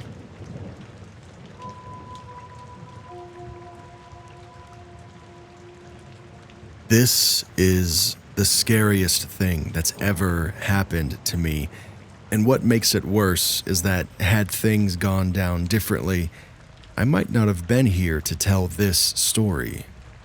Okay, first things first. I'm a female, about 5'7", and I weigh about 130 pounds. This happened to me about 3 years ago when I was in my early 20s and still a student living in a very safe area. Growing up, I had loved martial arts, and having grown up in a small, rural town, I'd take what I can get. Karate? Fine. Judo? Sure. Hey, Kung Fu? Why not, man? Taekwondo? Sign me up. I loved all martial arts, and I still do, because they helped me discipline my body and my mind and grow my confidence.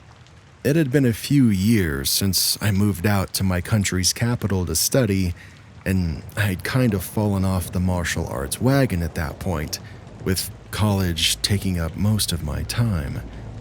I should also mention that at the time, I lived with my younger brother and our cat. We lived on the first floor, and the second floor, for all my American people, right next to a military camp and a patch of forest which leads to a creek. On our back balcony, there was a circular metal ladder that would lead up to our balcony and the kitchen door, which, of course, we always kept under lock and key. Except for when the cat wanted to go out. When we'd unlock the door, he would go down the outdoor metal stairs to find his cat friends and play.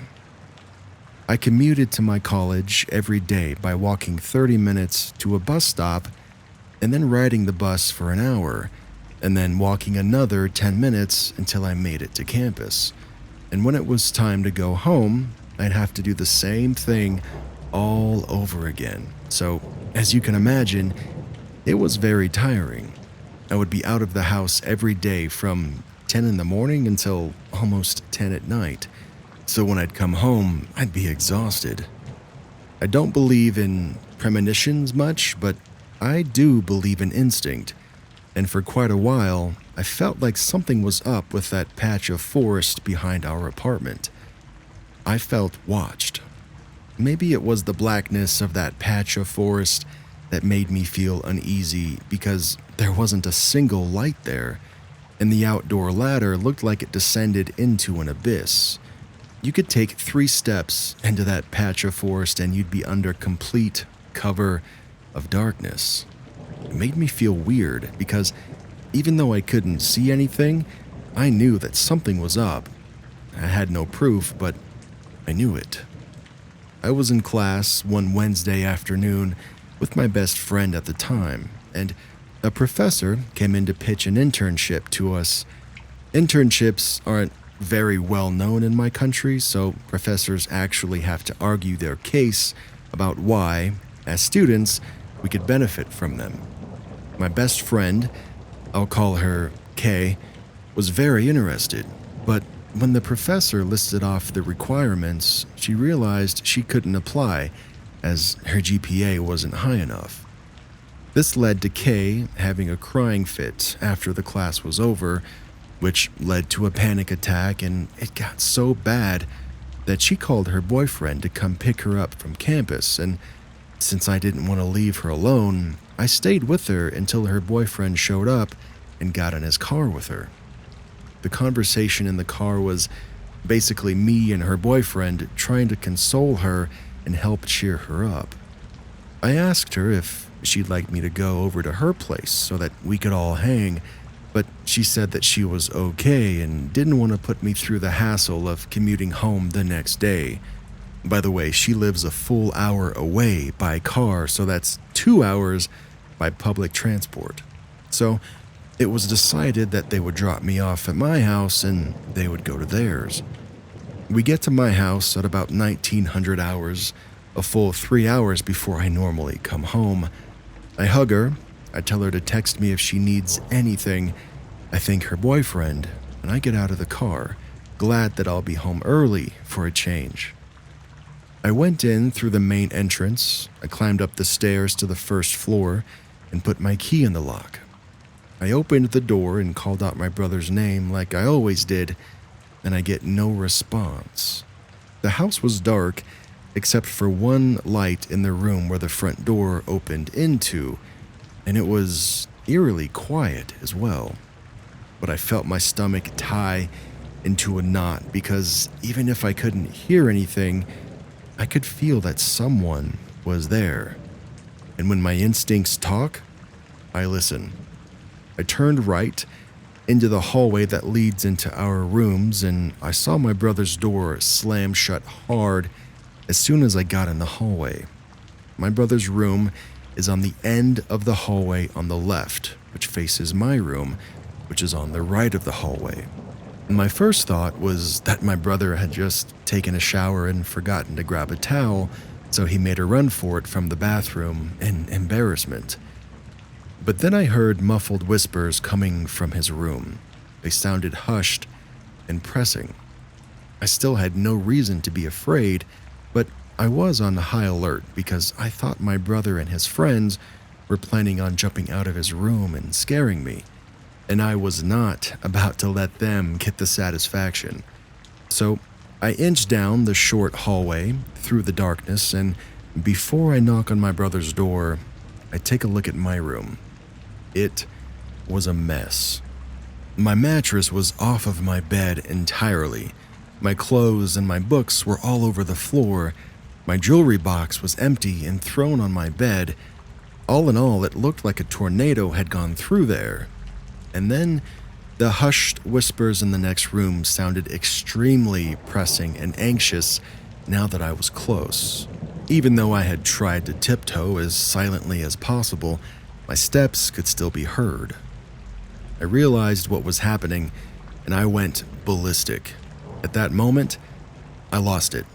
My fight or flight instinct kicked in, and it went right into fight.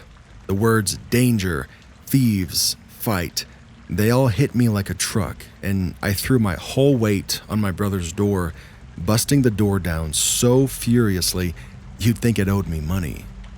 I didn't see anyone in his room, but It was also a mess as well, and I knew what I had heard. So I ran to the balcony door, I ripped the curtain out of my way, and I went through the open balcony door just in time to catch one of the thieves right after he jumped off the balcony ledge. And, looking back on it, he looked like a normal guy. Dark hair, normal height, athletic build, had a big earring on his left ear, but at the time, he looked like a monster. A vile, putrid, home-invading piece of shit thief monster. I started screaming unintelligible things as I saw him stumble around, obviously having hurt his legs from the jump, before he got back on his feet and ran away. They were gone. I was safe, but then it hit me. Where was my laptop?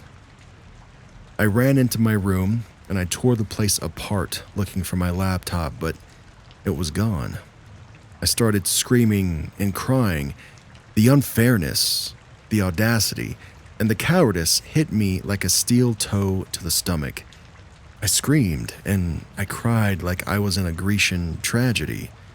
I'm not rich by any means, and neither is my family. I had an old laptop which was probably worth pennies secondhand, but I needed that laptop for my schoolwork, and without it, I couldn't finish my semester. Not to mention that I don't have any real-life friends, and the majority of my friends at the time were online, so if I lost that laptop, I lost them too. My laptop was lost, and so was I. I felt violated, I felt dirty, and I felt less than. I was afraid that I might throw up or pass out or both. I was taking such rapid and deep panicked breaths that my vision began to blur. In the most panicked and grief-stricken state that I've ever been in my life, tears start streaming down my face. I called my mom to tell her what had just happened, and she told me to call the police. It took me almost a full minute on the phone with the operator, telling her again and again where I lived, who I was, and what had just happened, before she understood me and said that she'd send somebody over. A few days later, I was talking with my mother about the incident, and she told me something that hit me hard.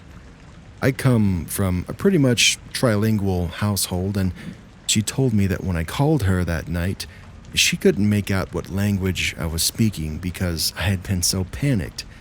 It makes sense why I had to repeat myself over and over to the operator. I started running around the house like a lunatic, checking every door and every lock in a frenzy until I got to the kitchen and I saw that the window had been broken. Without thinking, I slammed it shut. It's stupid, I know, but I was beside myself and I wasn't thinking straight.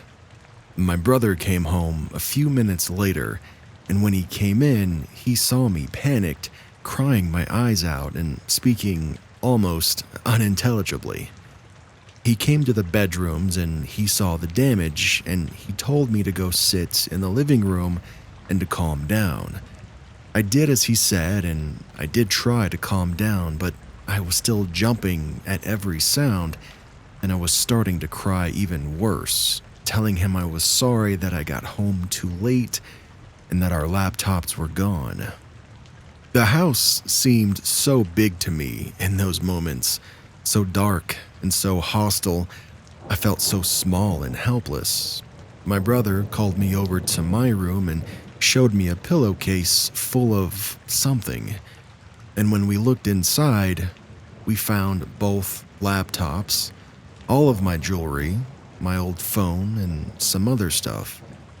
They had been right in front of me the whole time, but I was so messed up that didn't even register. The police eventually came about an hour later and did pretty much nothing, so my brother and I took it to the police station and filed a report of the incident. And since I had seen half of the culprits' faces, they asked me to come in for an identification. They even sent someone over to dust for prints, but nothing ever came of it. The police said that since they didn't even have a backpack to put the loot in and resorted to using one of our pillowcases, they were almost 100% junkies. We had the outdoor metallic ladder ripped off our kitchen balcony, much to my cat's displeasure, since that's how they got in. And we also installed several motion detecting lights. For the next few months, I was constantly on edge, and every time I passed near some suspicious characters who hang around my usual bus stop, I felt a violent rage boil in me. I caught myself looking for the man that I had seen, ready to beat him within an inch of his life. But I never saw him, and I never heard his creepy, whispering partner ever again either. And my brother and I moved away from that apartment a few months later because I never felt comfortable in that apartment again. I picked up kickboxing, and because it's made me stronger, it's helped me to also feel safer. And I also carry a knife with me now, too. I still think back on that encounter and I realize how stupid I was. Now, what creeps me out the most is knowing that that night there had been nothing but a thin plywood door separating me from two potentially dangerous men. Even if I know that me busting in my brother's room like a lunatic is what scared them off because of how stupidly fearless I was, I also realize how bad that could have gone. They could have had guns or knives. They could have had pepper spray or a chain or whatever. And there were two of them and only one of me. And if they ganged up on me, even with the adrenaline having turned me into Doom Guy, I don't know how much of a chance I realistically stood against two men high on whatever they were on and desperate enough to break into an apartment and stuff loot in a pillowcase. Had they been willing to put up a fight, this would have ended very, very bad for me. What I do know is that I probably still would have busted in there like the Doom Guy. So, to the creepy and cowardly bastards who dared to break into my apartment and tried to rob me and my brother and ended up traumatizing me so bad that I had to move, I hope for your sake that we never meet again, because I've been kicking that sandbag for 2 years now and picturing your face every single time.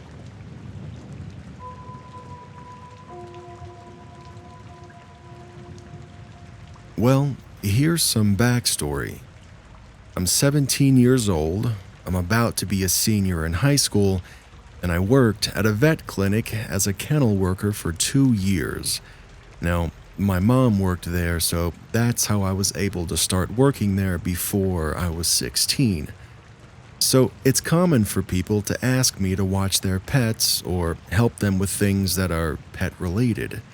That's how I ended up staying at one of my teacher's houses these past few days. On Monday morning, I went over to their house and I started settling in. I should mention that they just moved in a week ago, so this house is still fairly empty-ish, and there are quite a few boxes. I spent the day hanging out with the dogs. There was a younger dog named Milo and an older dog named Chili, until my mom had me go home for dinner. I was gone for a couple of hours and went back when the sun has just set. When I had left the house, I had turned off all the lights. However, when I got back to the house, the downstairs bathroom light and front hall light were on, which unsettled me a little. But I just assumed that one of their neighbor friends had stopped by and come in. The key to the house is left under a doormat to the back door, which is something only me and a few of their family friends were aware of. I ignored it and I just started getting ready for bed. I decided to sleep in the living room because it's the coldest room in the house, so I closed the doors which connect the living room to the dining room and the sunroom. The doors to these rooms are all glass, which is going to be important later on. The dogs settled down, and I started to as well. Eventually, I fell asleep and was woken up a few hours later to the dogs both up and growling at the doors, which scared me because in the years that I've known these dogs, I've never heard them growl. But I figure it's just them being anxious in a new house with new smells and new sounds, so I brushed it off and eventually fell back to sleep. Tuesday night was uneventful. The dogs slept through the night, and so did I. Wednesday night was when things went wrong, though. I got back to the house a little after 8 after having been gone at work for a few hours, and I was greeted at the door by the dogs. This was odd to me as I had put them in the sunroom before I left, so they should have still been in there. The door leading into the sunroom from the living room had been opened, and the ceiling fans, which were previously on, had been turned off. I'm a pretty paranoid person when it comes to being home alone, so I immediately wanted to just leave, but I had promised my teacher that I would sleep there with the dogs at night to watch the house, so I just closed the doors and I locked down the house so I could start getting ready for bed. As I was lying on the couch, I saw Milo kept pacing and staring up at the stairs. This was something that I quickly noticed. What worries me is when he stops and stands at the base of the stairs and starts growling and barking up the stairs. Again, these dogs rarely ever growl, so I started freaking out a bit when he started doing this. I tried to call him over to me, but he just continued to growl up the stairs. Eventually, he did come over to me and sat with me on the couch, but he continued to stare at the upper part of the stairs. I started to try to relax again, and I turned off the lamp next to me, and I laid down. The way I was positioned, I could see through the dining room into the sunroom. Now, their sunroom is all windows and no curtains. And I don't know, maybe all sunrooms are like this? I mean, I wouldn't know. And the light from the street was shining into the room, lighting it up just the slightest bit. I started to doze off when I noticed that I couldn't see any light coming in from the street anymore. And this is when the dogs start going nuts again. Both of them got up and started growling. Milo went over to the stairs while Chili stayed at the door, separating the living room from the dining room. I was freaking out, but I didn't see any movement in the sunroom. So instead of calling the cops or anything, I just called my mom, who refused to come to the house to get me. Yeah, thanks, Mom. So I called my grandpa and I had him stay on the phone with me while I got my shoes on and I bolted. I went out the back door so that I could grab the key off of the counter on my way out, and as I got to the gate leading out to the sidewalk, I noticed it was open just a little bit. I didn't even bother thinking about why it was open, and I just ran. The way that I went, there's a junior high school that separates the street that my teacher lives on, which is Street A, and the street that I live on, which is Street B, about 2 streets down from the junior high. A lot of people cut through the parking lot as it leads right to Street A, so I decided to go that route. Here's where it gets creepier for me. As I was passing the actual school itself, I noticed that one of the side doors to the school was open, and the darkness from the hallway seemed like it was pouring out of the door. It was something straight out of a horror movie, which is why it scared me more than the incident in the house. I started running faster, and eventually I made it home. Now I'm in my room with my dog typing all of this out, still freaking out. Thank you for anyone that read or listened to this. I'm sorry it was so long, but I tend to ramble when I'm scared. I'm going to try to get some sleep.